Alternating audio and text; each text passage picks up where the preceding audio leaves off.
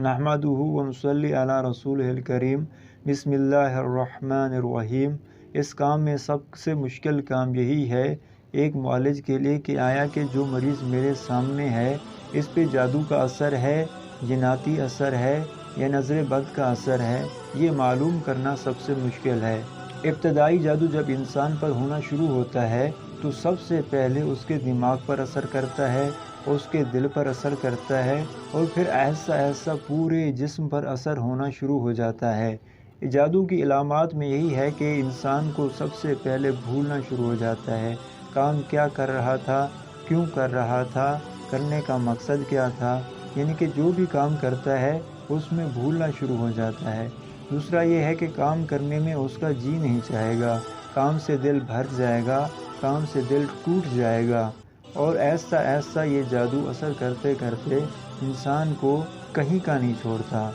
और इस तरह का जादू ऐसा ऐसा असर करता जाता है, जहाँ बैठेगा वहाँ से उठने को जी नहीं चाहेगा, घूमेगा तो बेफजूल घूमता रहेगा, जबकि जो नज़र बद है वो फौरी असर करती है।